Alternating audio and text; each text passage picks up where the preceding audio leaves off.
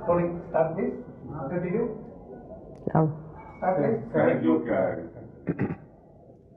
सहज योग, सह माने आपके साथ और जो माने जन्मा हुआ,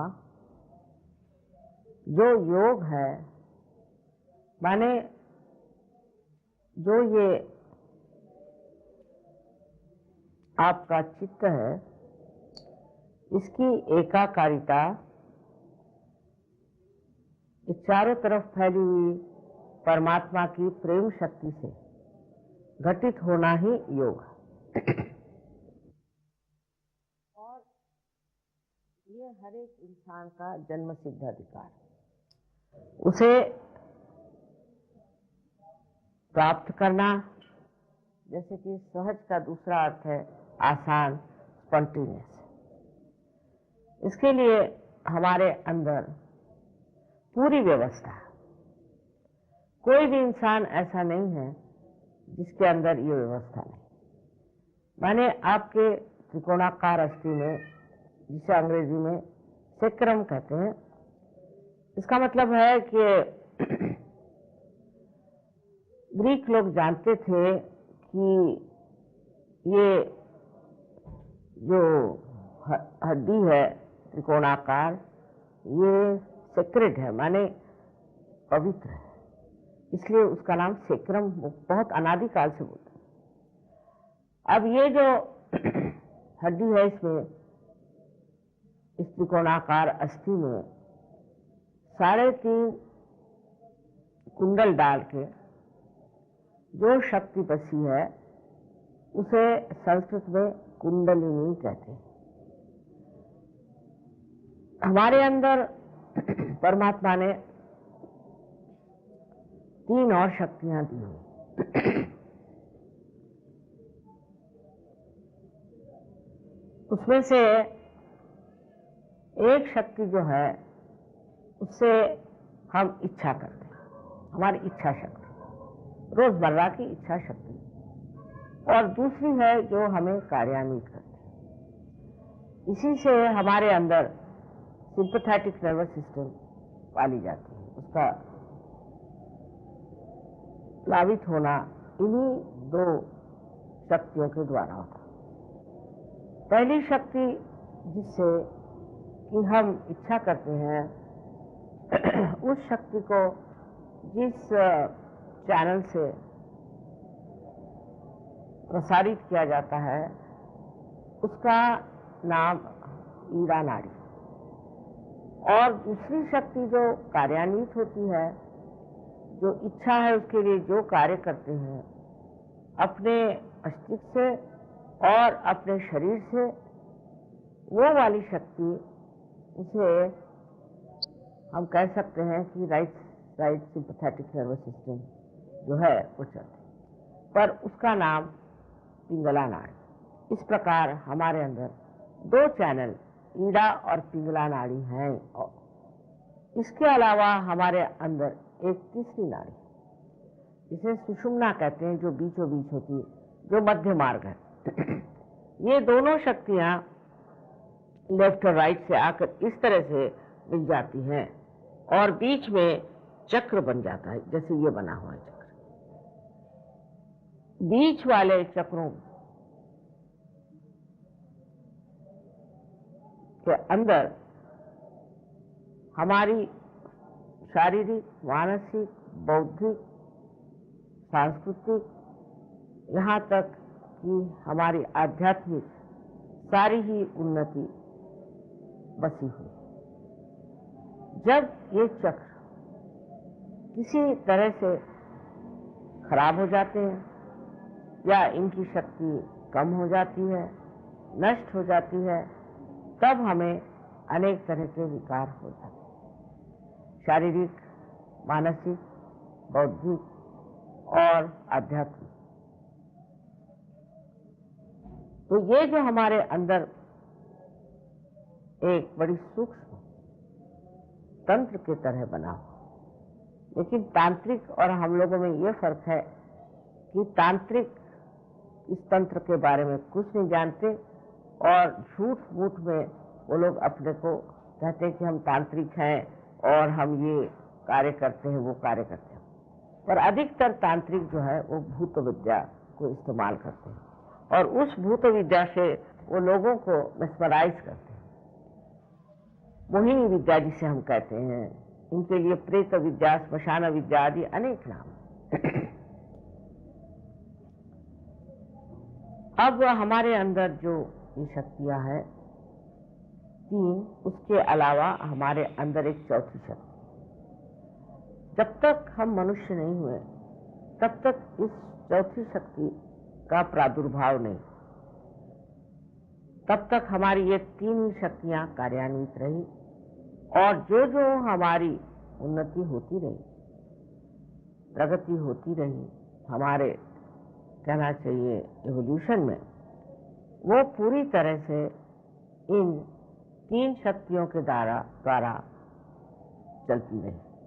जैसे कि पहली शक्ति है इच्छा शक्ति, दूसरी शक्ति है कार्य शक्ति और तीसरी शक्ति जो है जिसे हम कह सकते हैं कि दोनों का समन्वय या संतुलन, या जिसे हम कहेंगे कि मध्य मार्ग। धीरे धीरे मनुष्य आज इस स्थिति में पहुंच गया कि वो इस कलयुग में बहुत परेशान। कभी तो वो बहुत ज्यादा गलत रास्ते में जाता है, गलत काम करता है, अपने को एक तरह से पूरी तरह से नष्ट करते जाता है। दूसरी तरफ वो ऐसा चलता है कि वो बहुत दुष्ट हो जाता है, अहंकार से भर जाता है और लोगों के साथ बहुत जाता है। इसका उदाहरण एक समझ लीजिए, एक हिटलर। दोनों ही तरफ जाने से हम लोगों को ऐसा लगता है कि हम बड़ी प्रगति कर रहे हैं, इसमें क्या गलती है और ये तो ठीक ही, हमारी ये अपनी स्वतंत्रता है। पर स्व का तंत्र जानना एक दूसरी चीज। हम यहाँ पर स्व के तंत्र की बात कर रहे हैं। पहले तो ये समझ लेना चाहिए कि अगर हमें केवल सत्य, एब्सोल्यूट ट्रूथ मालूम होता तो आजकल का झगड़ा नहीं, तो कुछ न कुछ और हमारे अंदर होना चाहिए और जिसके कारण हम वो चीज जान लें कि ये केवल सत्य क्या है।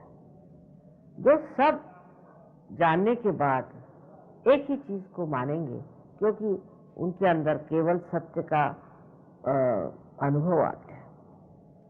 अब इस कुंडलिनी का जागरण करने पर अनेक वर्षों से नाथपंथियों ने बड़ा कार्य किया। नाथपंथियों के ये कार्य में एक प्रणाली थी, एक परंपरा थी कि एक गुरु एक ही शिष्य को जागृति देता था और एक ही शिष्य पे मेहनत करता था। और कभी कभी ये शिष्य भी गलत रास्ते पे चले जाते थे और जो वो कहते थे वो नहीं मानते थे। तब फिर हमारे ख्याल से 12वीं शताब्दी में पहली मर्तबा ज्ञानेश्वर जी ने कुंडलिनी के बारे में अपने गीता पर लिखे हुए टीका में 6वें अध्याय में पूरी तरह से, जैसे कहना उस जमाने के लिहाज से पूरी तरह से कहा हुआ। पर धर्म मार्तंडों ने कहा कि नहीं, ये निषिद्ध है, इसको मत पढ़िए।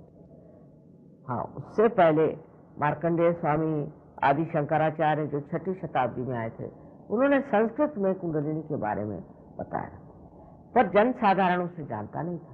दूसरा ऐसे कि ये कार्य ही जब एक ही आदमी एक के साथ करेगा तो वो जन साधारण में पहुंचता है। उसके बाद अनेक धर्म संसार में और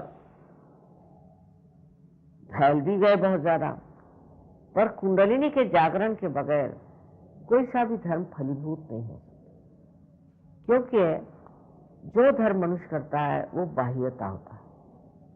हर तरह के उपकरण, हर तरह की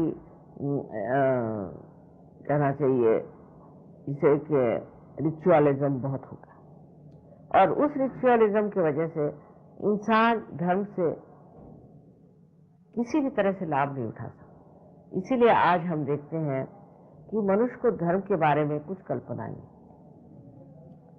एक कहेगा कि मैं ईसाई हूं, एक कहेगा मैं मुसलमान हूं। अब ईसाई और मुसलमान धर्म तो बड़ा ही कठिन, क्योंकि ईसाई धर्म में ये लिखा है ईसा मसीह ने कि अगर आपकी एक आंख गलत काम करती है तो उसे आप निकाल दीजिए, और आपका अगर एक हाथ कोई गलत काम कर रहा हो तो उसे आप तोड़ दीजिए, काट दीजिए। मैंने तो किसी को देखा नहीं ऐसे ईसाइयों में। और मुसलमान धर्म तो उससे भी कड़क है। उन्होंने तो औरतों पर भी बहुत सारे ऐसे लगाए हैं लगाम कि जो सर्वसाधारण मनुष्य नहीं। ये तो जैसे कोई बड़े पहुंचे हुए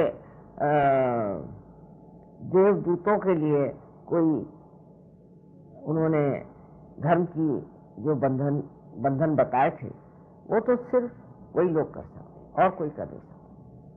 तब फिर उससे क्या हो गया कि मनुष्य में एक ढोंग सा आ गया, धर्म एक ढोंग हो गया। धर्म अंदर जागरूक करने के लिए भी कुंडलिनी का जागरण होना चाहिए। इसका मतलब है कि मनुष्य के अंदर जब धर्म जागरूक होता है तो वो धार्मिक हो जाता है, उसे बताना नहीं पड़ता। कारण जब कुंडलिनी का जागरण होता है तो आपके आत्मा आपके चित्त में आ जाती है, अटेंशन आ जाती है। उसके प्रकाश में मनुष्य वही करता है जो उसके लिए सुखदायी हो, उसके लिए पोषक हो, कंस्ट्रक्टिव हो। और जो कुछ भी नाशवान है, नाशमय है, डिस्ट्रक्टिव है, उसे करता है। ये तो सिर्फ जब तक उसके अंदर आत्मा का प्रकाश जागरूक नहीं होता, वो सब गलत सलत काम करते रहता है। इसमें उसका कोई दोष नहीं। अंधेरे में अगर कोई आदमी चले और गिर जाए तो उसे कोई दोष नहीं देना चाहिए। उसी प्रकार की बात। तो आपके अंदर पहले ये सोच लेना चाहिए कि आप कहें हम इस धर्म के हैं, उस धर्म के हैं, और उसको लेकर आप झगड़ा करें या कुछ करें, तो ये गलत बात है। सारे धर्म एक ही आध्यात्म के पेड़ में आए हुए सुंदर फूल थे, इनको तोड़ लिया गया और तोड़ करके कह रहे हैं ये हमारा फूल है, ये हमारा फूल है, लड़ रहे हैं आपस में। परमात्मा के नाम पर आप लड़ कैसे सकते? क्योंकि परमात्मा तो प्रेम स्वरूप है, करुणामय, करुणा के सागर जो परमात्मा है, उनके नाम को लेकर के लोग लड़ते हो ही नहीं सकते, क्योंकि उन्होंने अभी तक परमात्मा को जाना नहीं, उनकी शक्ति को प्राप्त नहीं किया। सहज योग में मैंने देखा है कि हजारों लोग एक साथ इस गति को प्राप्त कर सकते।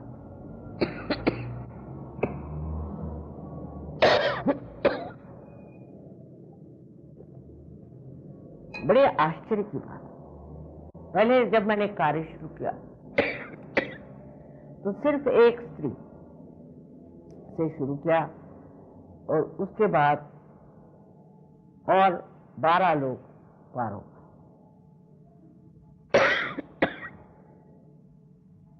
जब अनुभूति आ जाती है तब आप महसूस करते हैं कि चारों तरफ फैली हुई ये चैतन्य सृष्टि एक ठंडी ठंडी बहुत आह्लाददायी शक्ति है, जो आप अपने उंगलियों के ऊपर देख सकते हैं, उसको जान सकते हैं, महसूस कर सकते हैं, और आपके जो हथेली है उसमें भी आप महसूस कर सकते हैं। ऐसे ही जब कुंडलिनी 6 चक्रों को भेद करके और ब्रह्मरंध्र से बाहर आती है, तब उसका संबंध ये चारों तरफ फैली हुई प्रेम शक्ति से एकाकारिता प्राप्त कर। जब तक आपका कनेक्शन ही नहीं हुआ तब तक आप किस तरह से जान सकेंगे कि ये प्रभु की शक्ति, प्रेम की क्या चीज है। और आज ऐसा समय आ गया, ऐसी कोई विशेष बात है आज का कि इतने लोग परमात्मा को खोज रहे हैं, सत्य को खोज रहे हैं। ऐसा कभी भी नहीं हुआ था। और उस खोज में जब उन्हें अनुभूति आ जाती है और जब वो अपनी ओर नजर करते हैं तो उन्हें आश्चर्य होता है कि मैं कल इस कदर शराबी था, ये करता था, वो करता था, और ये सारा मेरा जो कुछ भी जीवन में एक बड़ा भारी कर्तव्य बना हुआ था, वो एकदम कैसे छूट गया। मैंने ऐसी कौन सी बात की कि छूट गया। धीरे धीरे इस शक्ति से, आत्मा की शक्ति से आप देखते हैं कि आप स्वयं ही बड़े शक्तिशाली हैं, और आप देखते हैं कि इस आत्मा की शक्ति से आप दूसरों को भी प्रकाश दे सकते हैं। हमने देखा है लोग बहुत से पहले स्टेज पर भी जाने के लिए डरते थे, अब तो बड़े बड़े वक्ता हो गए। जो लोग कभी कविता करना नहीं जानते वो कविता करने लग गए। बड़े बड़े गाने वाले लोग हैं, म्यूजिशियंस हैं, और बहुत सारे चित्रकार लोग हैं, वो कहां से कहां पहुंच गए। ये तो सिर्फ एक सृजन शक्ति की बात मैं कर रहा हूं, पर अनेक शक्तियां हमारे अंदर हैं जिन्हें हम नहीं जानते, और वो आत्मा के प्रकाश में जागरूक होकर के कार्यान्वित होते हैं। हम लोग अपने बारे में जानते ही नहीं। असल में हम कहते हैं ये मेरा हाथ है, ये मेरी नाक है, ये मेरा सर है, ये मेरी बुद्धि है, और ये मेरा विचार है। तो ये मेरा जो कह रहे हैं ये कौन है? ये अगर पूछा जाए कि मैं कौन हूं, उसका जवाब नहीं। लेकिन आप से और ब्रह्मरंध्र को छेदते हुए इस चारों तरफ फैली हुई प्राप्त करते हैं। आपके हृदय में बसा हुआ आत्मा भी आपके चित्त में प्रकाशित हो जाता है। तब आप समझते हैं कि मैं ये शरीर, बुद्धि, मन, अहंकार आदि उपाधि नहीं, मैं स्वयं शुद्ध आत्मा। बड़ा भारी सत्य जो बड़ा गोपनीय रहा आपके सामने आ जाता है। आप जानते नहीं कि आप आत्मा हैं, और जब ये घटित हो जाता है तब बोध आपके अंदर होता है। अब शब्द बोध बहुत जरूरी है। ये संस्कृत का शब्द है बोध। बोध से ही बुद्ध हुआ। माने ये कि आपकी जो सेंट्रल नर्वस सिस्टम है उस पर आप महसूस करते हैं इस शक्ति, उस पर आप अपने चक्रों को महसूस कर सकते हैं, आपकी उंगलियों को। उस पर आप दूसरों के चक्रों को भी महसूस कर सकते हैं। अगर आप अपने चक्र ठीक कर सकते हैं तो आप दूसरों को भी कर सकते हैं। यहाँ बैठे बैठे आप चाहे कोई मर गया हो और या कहीं बहुत विदेश में रह रहा, उसके भी चक्र जान सकते हैं। सबके चक्रों के बारे में जानकारी हो जाती। आप उंगलियों के ऊपर ही जान सकते हैं कि इस आदमी को क्या तकलीफ है। सब वही बात कहें, उसमें कोई वाद विवाद नहीं, कोई झगड़ा नहीं, क्योंकि आपके पास केवल सत्य है। और इसको जानने के बाद बहुत से लोग, आज ही एक साहब मुझे बताने आए थे, ये वो तो उनका कैंसर ठीक हो।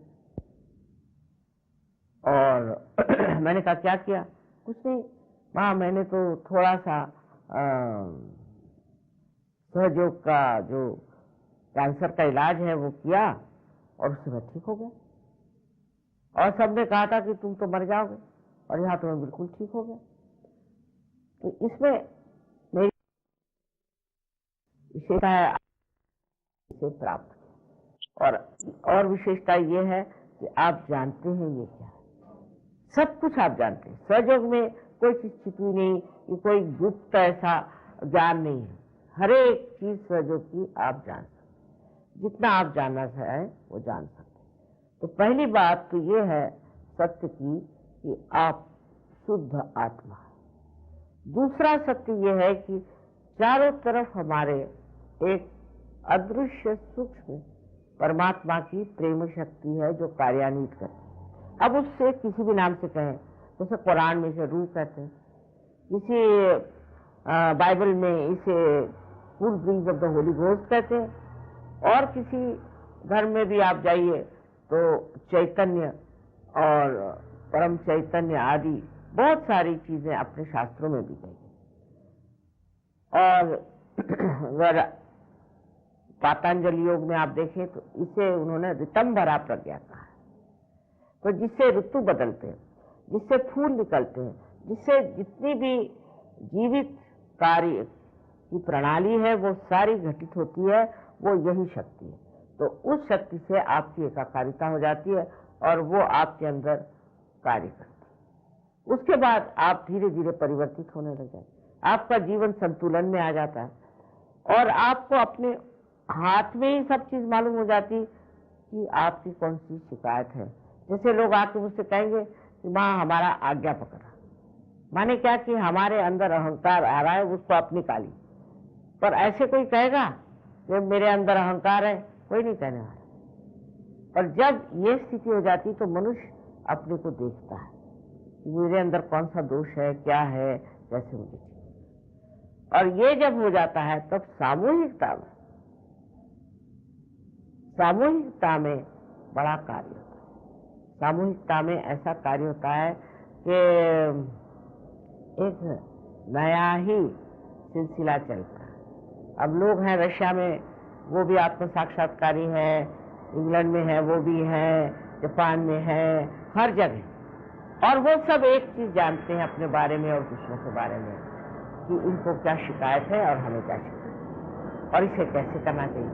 सब एक ही भाषा बोलते हैं, वो है चक्रों की भाषा। और इस तरह से एक नया युग मुझे दिखाई दे रहा है, सामने आ रहा है। अब इसमें आप पैसा ऐसा नहीं दे सकते। समझने की बात है कि कोई सी भी जीवित कार्य के लिए हम लोग पैसा नहीं दे सकते। अगर कोई बीज है उसको अगर हम जमीन में डालते हैं तो उसके लिए कोई जमीन को हम पैसा नहीं देते। उसी प्रकार ये एक जीवित कार्य, और इस जीवित कार्य के लिए आपको कुछ पैसा देना नहीं है। और अगर कोई पैसा मांगता है तो पहले समझ लीजिए कि ये ठगबाजी। इसमें मैं ऐसा कहूंगी कि हम आज मनुष्य हुए उसके लिए हमने किसे पैसे दिए। तो अगर हम एक आध्यात्मिक स्वरूप में आ जाएं उसके लिए हमें किसे पैसे दें।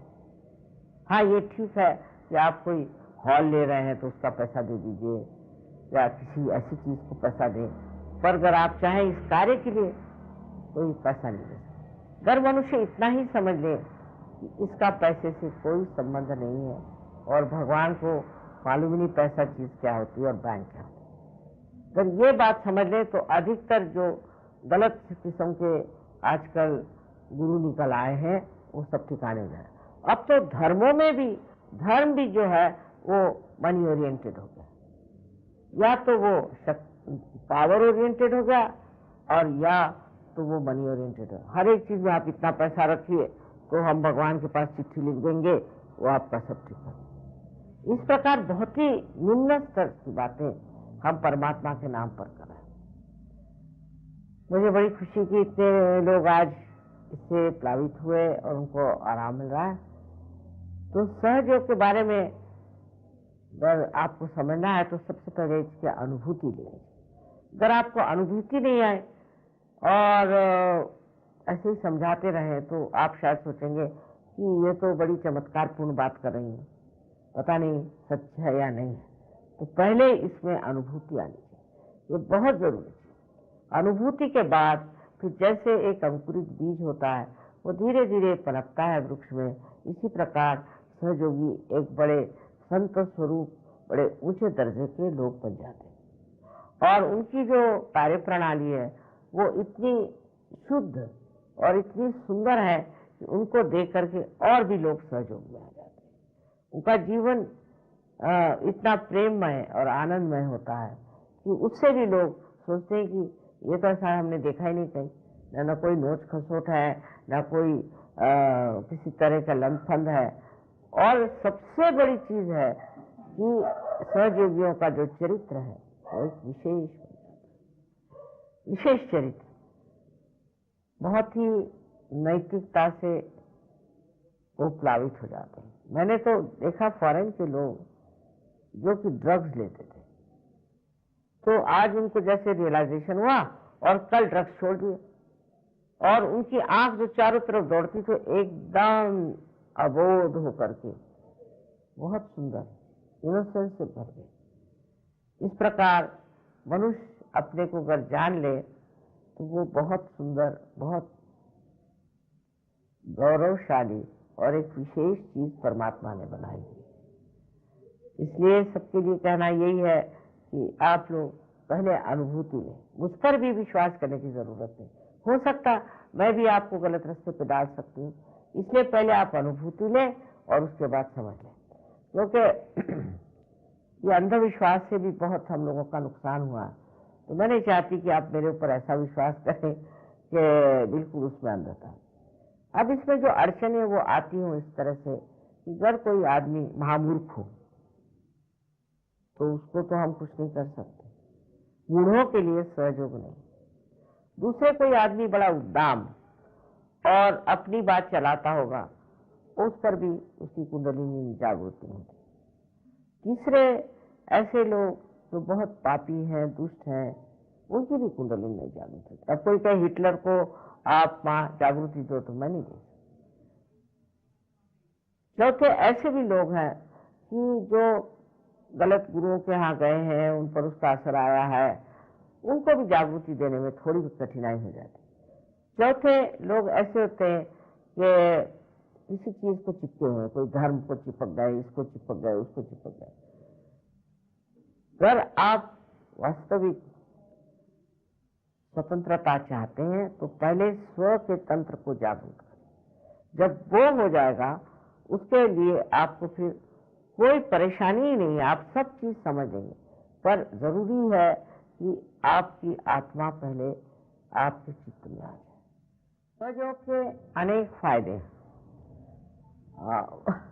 उसमें से कुछ हम बता सकते हैं आज, जिसमें क्योंकि इतने इसके फायदे हैं और हर बार मुझे कोई मिलता है तो वो बताता है कि मेरा ये फायदा होगा, दूसरा कहता है ये फायदा होगा। पर अगर हम इसका वर्गीकरण करें तो पहला तो सबसे बड़ा फायदा है कि आपको शारीरिक स्वास्थ्य का लाभ, क्योंकि जब आपके चक्र कमजोर हो जाते हैं, जो भी चक्र इस तरह हो जाता है वो हिस्सा शरीर का किसी न किसी बीमारी से ग्रसित हो जाता है। इसके बारे में विशेष रूप से तो समझाना इसमें कठिन है, लेकिन हमारे यहाँ दिल्ली यूनिवर्सिटी में 4 डॉक्टरों को एमडी की पदवी मिली, सर्जरी। उन्होंने 4 विषयों पर कार्य किया था और ये चारों विषय ऐसे हैं कि ये बीमारियां हम लोग ठीक नहीं कर सकते। जैसे अस्थमा की बीमारी सहयोग से ठीक हो सकती है। अब इसके बारे में अगर बहुत विशद रूप से बताया जाए तो ऐसा है कि जब हम बहुत ज्यादा विचार करते हैं, अधिक विचार करते हैं, अपने भविष्य के बारे में सोचते हैं, फिर हम बहुत प्लानिंग करते हैं, तो ये जो हमारे राइट साइड की शक्ति जो है वो एक और विशेष रूप का कार्य करती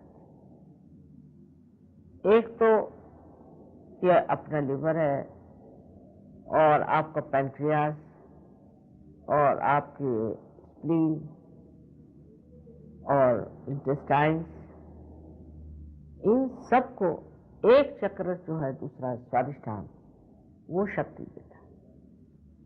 पर जब आप सोचते हैं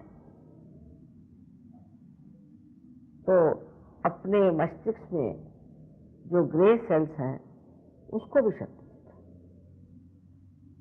जब आप जरूरत से ज्यादा सोचते हैं और चिंतित होते हैं और आप कहना चाहिए फ्यूचरिस्टिक है।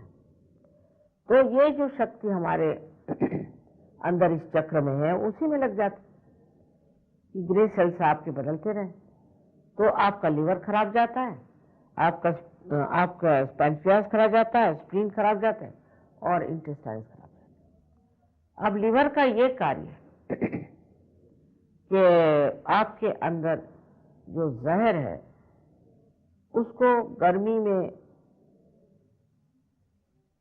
गर्मी के द्वारा अपने शरीर से निकाल देता है। जैसे कि जो खून लिवर के पास जाता है उसे ये गर्मी जो लिवर ने खींच ली है उसमें बड़ा भारी कार्य। अब अगर लिवर कार्यान्वित नहीं हुआ, कमजोर हो गया, तो ये गर्मी ऊपर की तरफ चढ़ना शुरू हो जाती है। जब ऊपर की तरफ चढ़ना शुरू हो जाती तो हम ये मानते हैं कि हमारे अंदर एक चक्र है वो राइट हार्ट, जो कि हमारे फेफड़ों को, हमारे लंग्स को संवारती है। इस चक्र को जब ये गर्मी पहुंच जाती है तो उससे हमारे अंदर अस्थमा की बीमारी है। अब ये गर्मी जो है जब हमारे पैंक्रियाज में पहुंचती है तो हमें डायबिटीज की बीमारी होती है। डायबिटीज की बीमारी अधिकतर ऐसे लोगों में होती है जो फ्यूचरिस्टिक है, जो टेबल पे बैठ करके प्लानिंग कर। गरीबों को नहीं होती डायबिटीज, क्योंकि उनको भविष्य की कोई चिंता नहीं होती। आज खाना खाया, सो गए, कल उठे, काम पर गए। वो चाहे 4 से 5 चम्मच भी चीनी ले लें, कोई फर्क नहीं।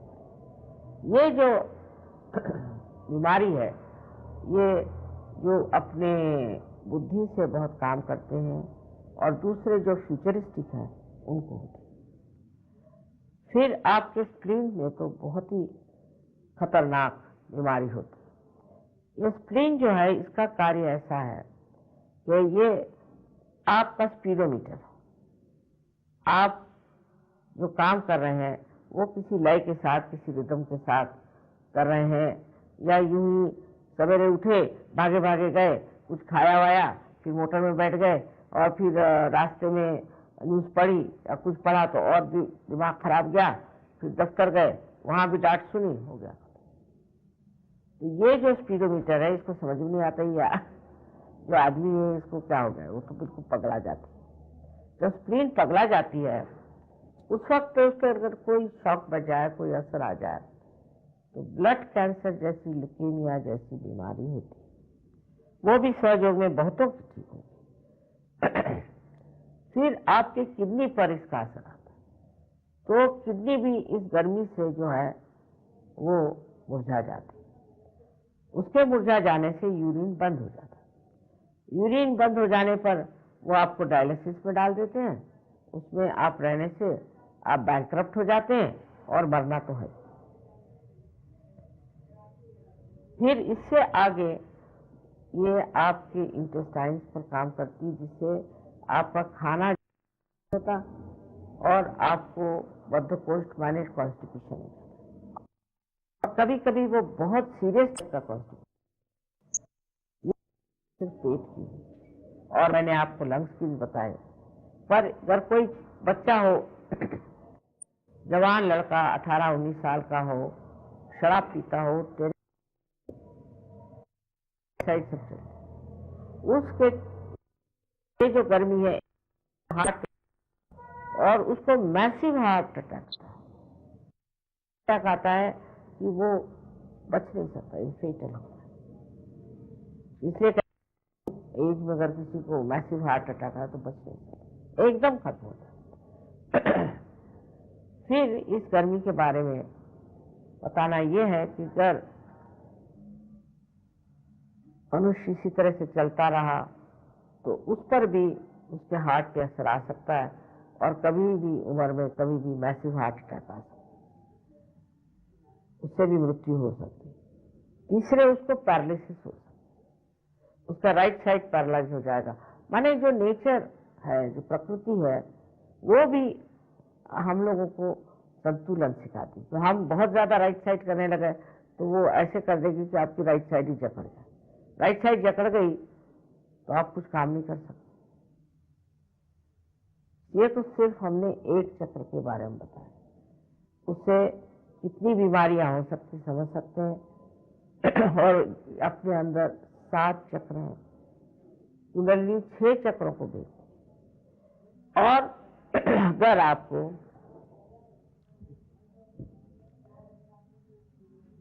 छह चक्र ठीक हो जाए तो आपको पूरी तरह से स्वास्थ्य मिल जाए, फिर आपको कोई परेशानी नहीं। इससे कैंसर की बीमारियां आदि अनेक ऐसी बीमारियां ठीक हुई हैं और हो सकती, पर सबसे पहले अनुभूति आना चाहिए। और ये जरूरी नहीं कि जितने भी बीमार आप इकट्ठे करें। तो मैंने देखा जैसे को ठीक करो 10 को उठा के ले आए, इसको भी ठीक करें। और जो लोग बीमार होते हैं अधिकतर मैंने देखा कि उनको ठीक करने पे उसमें से बहुत 5 या 10% लोग सहयोग में उतरते हैं, बाकी तो सिर्फ ठीक हो गए बस चले गए, फिर दूसरी बीमारी फिर आ गई, फिर तीसरी बीमारी फिर आ गई। तो सहयोग में जो स्थित होते हैं लोग समझदारी से, वो पूर्णतया स्वस्थ हो जाते। सबसे बड़ा फायदा है। अब दूसरा जो फायदा है कि आपके मन में शांति प्रस्थापित हो। हम हर समय विचार करते रहते हैं, या तो भविष्य के बारे में और या तो हम भूतकाल के बारे में विचार करते हैं। और इन्हीं विचारों पे हम कूदते रहते हैं। जो वर्तमान है वहां हम रुक नहीं सकते।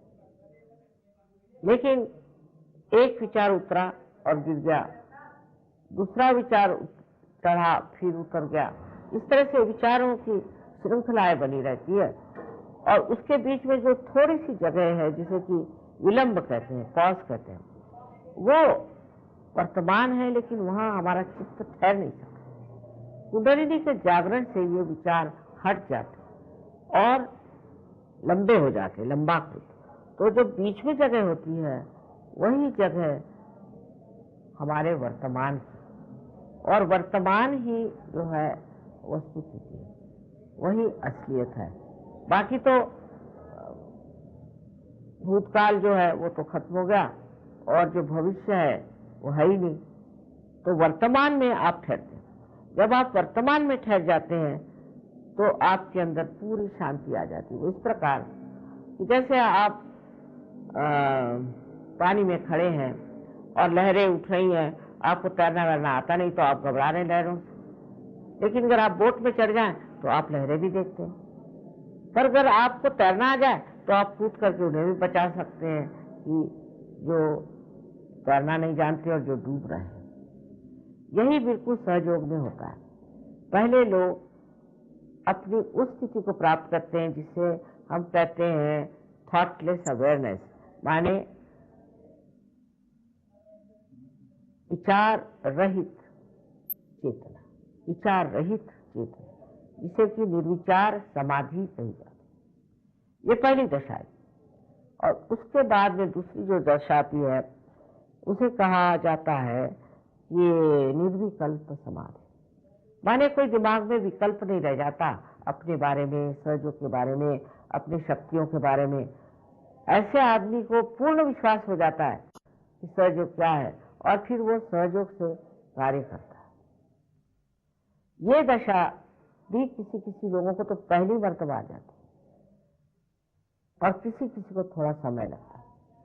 तो निर्विचार समाधि को प्राप्त करने से आप एकदम शांत होते हैं। यही आपके अंदर की शांति की स्थिति है जिसे हमें प्राप्त करना है, जिससे हमसे सारे जो क्रूर विचार हैं और हिंसाएं हैं और दूसरों को नष्ट करने की प्रवृत्तियां सब खत्म हो जाती। क्योंकि हम इस शांति की जो हमारे अंदर स्थिति उसको बहुत आनंद से और बहुत सुख से अनुभव करते। फिर हमें अच्छा ही नहीं लगता किसी के बारे में द्वेष करना, किसी के बारे में आतताईपना करना। किसी भी चीज से हमें कोई तरह का मोह नहीं होता, सारे ये मोह छूट जाते हैं और मनुष्य एकदम शांत स्वरूप होकर के सारे संसार की ओर एक साक्षी स्वरूप होकर देखता है और इस साक्षी स्वरूप में वो सोचता है सब नाटक सा हो रहा है, मैं इससे बाहर आ गया, अब मैं इस ट्रैफिक में नहीं, मैं तो बाहर पहाड़ पे बैठा हूँ। जब वो उससे हट जाता है तो उसके जो प्रश्न है उसको वो बहुत आसानी से छुड़ा सकता है, क्योंकि वो बाहर आ गया। और इसके अलावा ये जो परम प्रेम की शक्ति है ये तो कार्यान्वित होती है, प्रश्न को ठीक कर देती है। दूसरा जो बड़ा लाभ होता है कि आपकी जो सुप्त शक्तियां हैं, सृजन शक्ति है, वो जागरूक है। हर एक तरह की सृजन शक्तियां मैंने देखी है, ऐसे लोगों में जागरूक हुई जहां उम्मीद ही नहीं थी कि ये कभी कुछ ऐसा सृजन कार्य करें। तीसरी चीज ये है कि आपकी मानसिक शांति के कारण आप दूसरों को भी शांति प्रदान करते हैं। जहां ऐसा मनुष्य खड़ा होता है वहां शांति प्रसारित होती है। सिर्फ किसी को अवार्ड देने से शांति नहीं आ सकती, किसी को कह देने से कि ये शांति के दूत है, शांति नहीं हो सकती। शांति हमारे अंदर की चीज है और जब ऐसी शांति हमारे प्रस्थापित हो जाती है तब हम एकदम निर्भय हो जाते हैं। जैसे कि कबीर ने कहा है कि निर्भय निर्गुण गाऊंगा मैं, तो भय जो चीज है चली जाती है। ऐसा मनुष्य जो है वो निर्भयता से और जो सच्ची बात है उसे कहता है। ईसा मसीह का किस्सा बड़ा सुंदर है कि मारी मगदलिनी एक वेश्या थी, उसे सबने पत्थर मारा, पत्थर मार के जब वो गांव के किनारे पे आ गई तो ईसा मसीह जाके खड़े हुए, उन्होंने पत्थर उठाया और कहा कि तुम लोग सब जो पत्थर मार रहे हो उनमें से जो ऐसा हो जिसने कोई भी पाप नहीं किया वो मुझे पत्थर मारे। बड़ी हिम्मत की बात। सबने अपने पत्थर नीचे डाल दिए और फिर उस मारी मगदलिनी को उन्होंने परिवर्तित उसका जीवन करके और उसे एक बड़ी महान शक्तिशालिनी योग स्थिति थी। तो ये सिद्ध होता है कि आपको एक तरह से अपनी आत्मा के प्रकाश में पूर्णतया एक सुरक्षा, इनर सिक्योरिटी मिलती है। ये बहुत बड़ा काम है। अब उससे बहुत से लोगों को जो ब्रेस्ट कैंसर होता है आदि वगैरह बीमारियां ठीक हो जाती। तीसरे, बहुत से लोग गाना नहीं गाते थे वो गाना गाने लगे, बहुत से लोग भाषण देने से डरते थे वो भाषण देने लगे। और चौथे ये है कि आप दूसरों की ओर अब ऐसा ध्यान देते हैं कि उनमें क्या अच्छाई है और अपनी ओर ध्यान देते हैं कि मुझ में क्या खराबी। क्योंकि आप अपने से हट गए हैं तो आप देखते हैं, फिर उसके बाद आप देखते हैं कि मेरे समाज में क्या खराबी, फिर आप देखते हैं कि मेरे देश में क्या खराबी। नहीं तो पहले अगर किसी से कहा जाए कि तुम्हारे समाज में खराबी तो मारने को दौड़ेंगे, अब वो सोचते हैं कि नहीं ये बड़ी खराबी है इसे हमें हटाना है। तो इस तरह से एक शुद्धता अपने जीवन के होते साथ ऐसा जो महान मानव होता है वो सारे अपने समाज और सारे अपने देश उसकी सफाई करता है। और वो ये नहीं सोचता है कि मैं क्यों करूं ये सफाई, मुझको क्या करनी है, मैं तो पा चुका, मैं बैठ रहा हूं आराम से, मैंने पा लिया और मैं अब उसमें रममान रहूंगा। ऐसे नहीं होता। ऐसे आदमी को इतनी अंदर से इच्छा होती क्योंकि उसके अंदर करुणा जागती है। मैंने पाया है तो औरों को क्यों न दिया जाए। और उसके लिए लोग इतनी मेहनत करते हैं, मैं तो हैरान हूं कि किस तरह से लोगों ने जो सहयोगी हो गए मेरी मदद की है, लेकिन उसका वर्णन मैं नहीं कर सकता। दूसरी बात कि सहयोग से हमारी जो बुद्धि है, जिसको हम सोचते हैं कि हम बहुत इंटेलिजेंट हैं, तो ये इंटेलिजेंस जो है ये विजडम बन जाती है, बुद्धि सुबुद्धि हो जाती है और आपके पास डिवाइन डिस्क्रिप्शन आ जाता है। आप जानते हैं कौन ठीक है कौन नहीं, कहाँ तक बोलना चाहिए, कहाँ तक बताना चाहिए, क्या कहना चाहिए। और जो भी आप करते हैं उसका असर बहुत गहरा और बहुत फैला हुआ होता है, क्योंकि व्यक्तित्व ही बड़ा बढ़िया। व्यक्तित्व जैसे कि मैं कहती हूँ कि विश्व समष्टि अपने को पाता है, और इस समष्टि में वो विश्व का एक अंग हो जाता है। फिर वो समझता है कि ये पृथ्वी क्या है, ये पहाड़ क्या है, ये नदी क्या है, ये समुद्र क्या है। उसमें देख के उसके प्रति उसमें एक बहुत धर्म भावना आ जाती है, और फिर जो आपकी इकोलॉजिकल प्रॉब्लम्स हैं वो भी इससे बहुत ठीक हो सकते हैं, क्योंकि मनुष्य फिर ऐसी चीजों को इस्तेमाल करता है जो हाथ से बनाई हो, जिससे ये वातावरण स्वच्छ रहे। उनको कहने की जरूरत है। और मैंने देखा बहुत से बच्चे लोग लेके आए, ये पढ़ने में बिल्कुल गंवार हैं, पढ़ते नहीं हैं, ऐसा नहीं वैसा नहीं। वो लड़के फर्स्ट आ गए, इतना ही नहीं उनको स्कॉलरशिप तक। तो इससे बुद्धि भी आपकी बहुत तीक्ष्ण हो जाती, और उसी साथ उसमें बहुत विजडम आ जाती। हमने देखे हैं बच्चे स्कूल में जाते हैं जब पर शुरुआत में, तो हमको ये नहीं खाने को अच्छा लगता, वो चाहिए, ऐसा करो वैसा करो।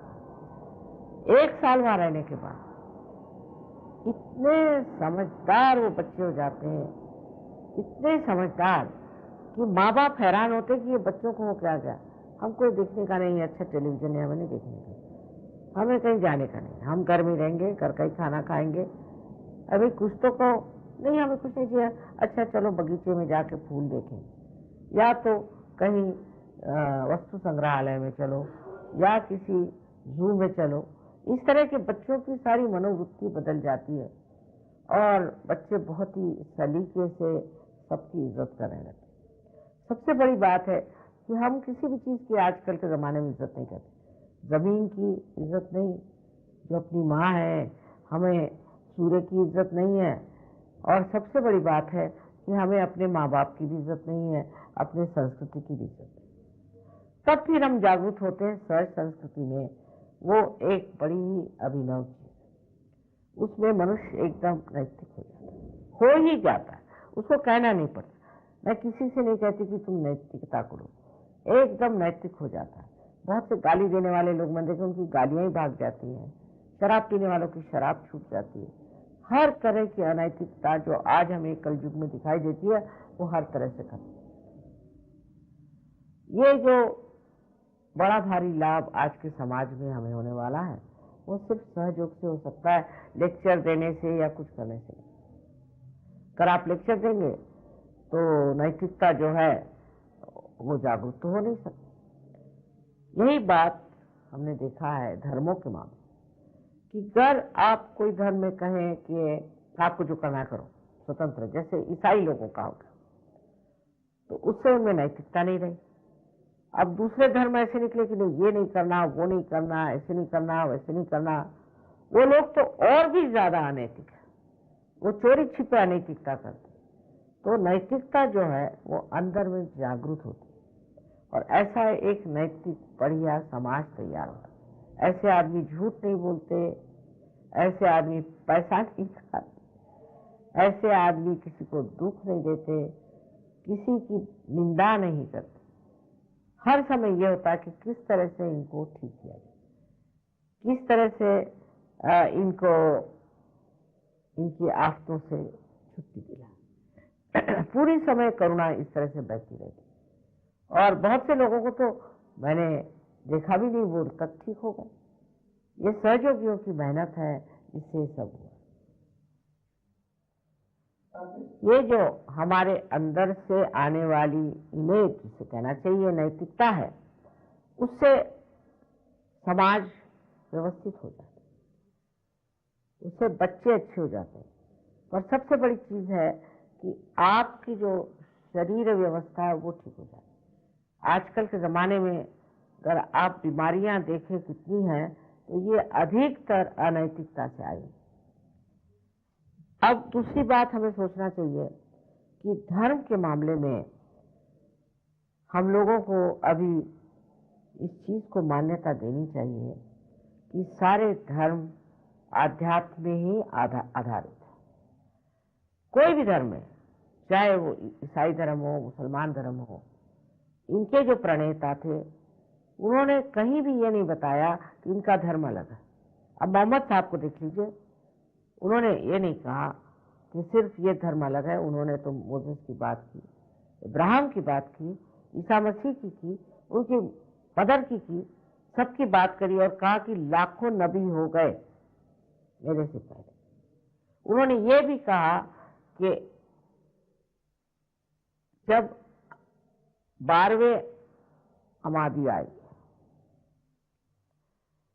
तो वो आपको उत्थान के पथ पर ले जाए, उसे उन्होंने कियामा कहा। तो उन्होंने ये आगे की बात कह डाली। ऐसे ईसा मसीह ने, उन्होंने भी मोसेस, अब्राहम सबके बारे में बात कहा, और क्रूस पर जब टंगे हुए तो उन्होंने कहा था बिहोल्ड द मदर, माँ की भी बात कही। उन्होंने भी ऐसा कोई धर्म बनाया नहीं कि ये मेरा धर्म और धर्मों से अलग है। ऐसे ही दिखाया कि एक के बाद एक ये सब धर्म संसार में, पर तो भी लोगों ने धर्म को अलग अलग कर दिया। वास्तविक ये बात नहीं। हर एक धर्म का जो तत्व है वो एक ही है, लक्ष्य एक ही है कि आपका पुनर्जन्म होना चाहिए और आप में आत्मा का प्रकाश आना चाहिए। ये इसका तत्व है। मैं ये कहूंगी कि जो सेकुलरिज्म की बात करते हैं उनको गांधी जी के सेकुलरिज्म पर चला है। गांधी जी ने शुरू से मंत्र जो लिखे हैं अपने भजनावली में, वो पूरे कुंडलिनी के ही रूप से लिखे। पहले तो उन्होंने हृदय की बात कही, क्योंकि हृदय में उन्होंने कहा कि प्रातर नमाभि हृदय संस्फुरात्म तत्व, जो मेरे हृदय में संस्फुरित हुआ आत्म तत्व है उसको मैं पहले।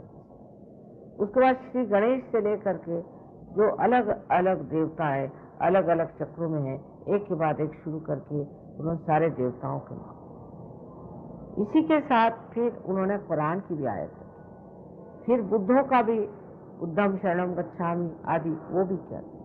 उसके बाद ईसाइयों की भी जो लॉर्ड्स प्रेयर है वो भी कहलाए, महावीर की भी कहलाई।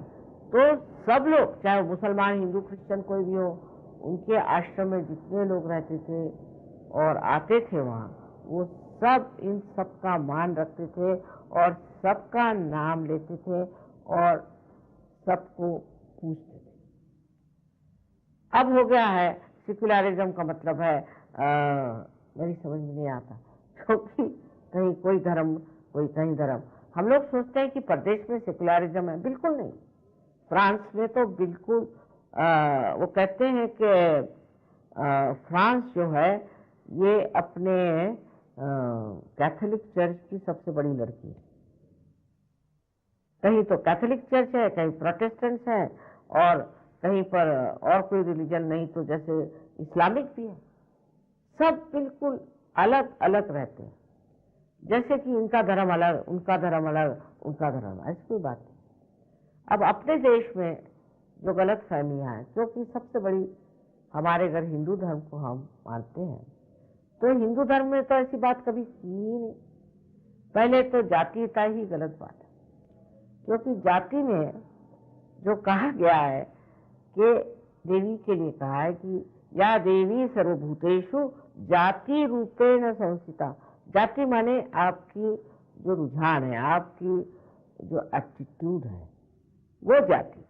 अब समझ लीजिए, अगर आप परमात्मा को खोज रहे हैं तो आप ब्राह्मण हैं, और अगर आप राज करना चाहते हैं तो आप क्षत्रिय हैं, और अगर आप वाणिज्य करना चाहते हैं तो आप बनिया हैं, और जो लोग बस दूसरों की सेवा ही करके पैसा कमाना चाहते हैं उनको शूद्र कहा। किंतु ये जाति कर्म के अनुसार पहले थी, जन्म के अनुसार नहीं होती। क्योंकि आप देखते हैं कोई भी ऐसा है जो कहे कि नहीं मैं ब्रह्म को खोज रहा हूं, ऐसा ब्राह्मण को ही मैंने देखा नहीं। वो तो इधर राज भी कर रहे हैं ब्राह्मण लोग, फिर वो क्षत्रिय है, वो ब्राह्मण नहीं। इस तरह से जाति पहले थे। उसका एक मैं आपको प्रूफ देती हूँ कि श्री राम जब जंगल में गए तो शबरी ने, बुद्धि थी वो, थोड़े से दांत थे, तो दांत में लगा लगा के हर एक बेर वो चख के उसने श्री राम को, तो श्री राम ने कहा वाह क्या कहने, बड़े बढ़िया है। उन्होंने बेर लिए और खाना शुरू किया, कहले ये तो अमृत फल, बड़ा सुंदर। तो उनकी पत्नी ने कहा कि मुझे भी तो कुछ इस फल में से मिलना चाहिए, मैं आपकी अर्धांगी हूँ। पर लक्ष्मण जी को बहुत गुस्सा चढ़ रहा था कि ये बुढ़िया उसके दांत को लगा करके झूठे अपने बेर खिला रही, और भीलनी थी माने शूद्र।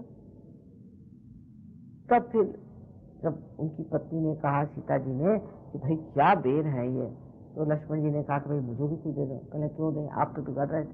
कहले थोड़े से मुझे भी। उन्होंने खा के फिर कहा कि भाई ये तो अमृत तुल्य है। ये एक उदाहरण है श्री रामचंद्र जी का।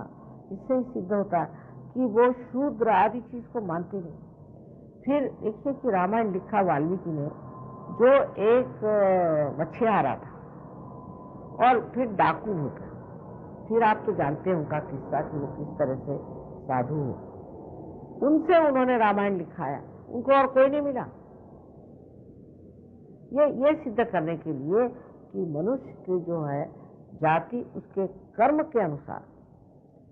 फिर श्री कृष्ण को देखिए, वो भी एक कमाल के थे कि विदुर के घर जाकर के वो साग खाते थे और दुर्योधन का उन्होंने मेवा नहीं खाया, क्योंकि दुर्योधन जो थे वो चाहे अपने को कुछ भी कह ले लेकिन दुष्ट आदमी, और तो जिसका साग खाते थे वो तो दासी, पर वो दासी पुत्र का खाते थे क्योंकि वो रियलाइज सोल थे, इसलिए उनका खाते हुए थे विदुर का, पर वो दुर्योधन के खाने में। ये फिर उनका भी, श्री कृष्ण का भी किसने लिखा है, गीता। बड़ी कमाल की चीज है कि व्यास मुनि एक इसको कहना चाहिए कि अवैधानिक या इलीगल चाइल्ड, एक मछुआरे थे, उन्होंने श्री कृष्ण की गीता ली। ये सिद्ध करता है कि ये लोग दिखाना चाहते थे कि क्या बेकार की चीज लगा रखी जाति पाति, पर हम लोग इस चीज को नहीं समझ पाते।